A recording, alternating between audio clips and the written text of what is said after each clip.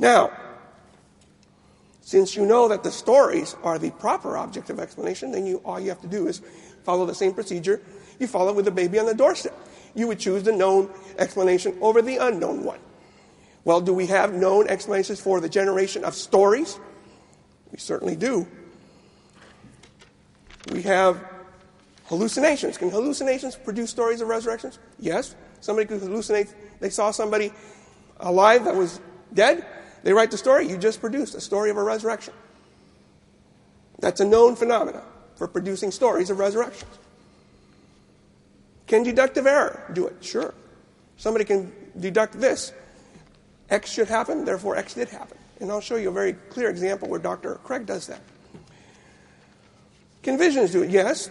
Can political motives do it? Yes. Economic motives? Literary phenomena?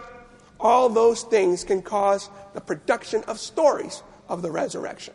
And that's the proper object of explanation. Now you go to the other side.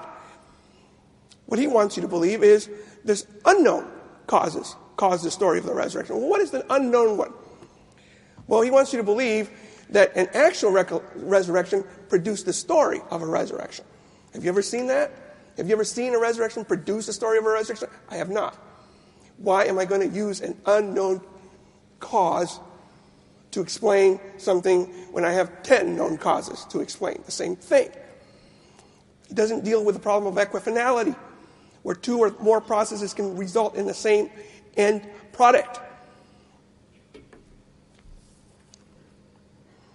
And you have to be particular. Particularism is a method in history. You have to go on a case-by-case basis. He would like sometimes to quote Colin Hamer and catalog all the things Luke got right and then extrapolate from that if historian is right about A, B, and C, he's right about D through Z. We don't do history that way, and I can show you specifically why we don't. So the resurrection has to be judged on its own merits. And I hope that we have some agreed upon beliefs. Because part of the reason he mentioned the papyri and Rubel Shelleys, he knows very full well. He can't preempt this, because he knows full well that the earliest documents we have for the resurrection do not come from the time of Jesus, folks. There are no existing hard copies from the time of Jesus. Nothing. Zero. Unless you want to argue for P46 or something, Kim's proposal that it's dated earlier, and we can do that.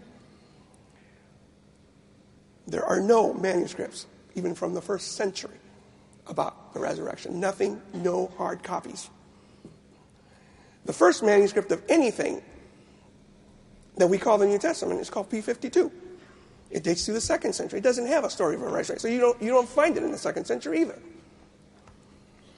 You have to go to the 3rd century.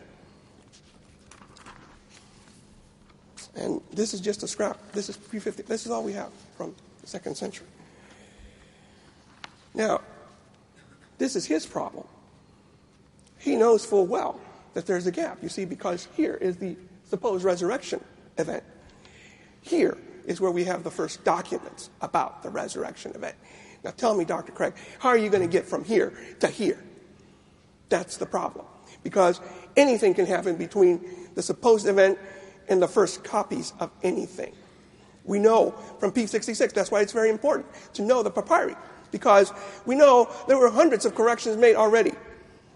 Do you know he doesn't even believe that all of Mark, as most Bibles might have it, like the King James Version, it's not original either, verses 9 through 20?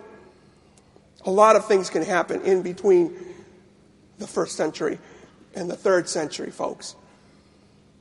How is he going to convince us that, yes, there's the story over here, actually reflects something over here? How did this guy over here verify that that happened? You see? But that may not be the worst of it for Dr. Craig, because do you know that he may not believe in every resurrection story in his own Bible? Maybe I misunderstood you, Dr. Craig. But in your debate, in one of your debates, you indicated you did not think Matthew 27, 52 to 53 was historical, literally.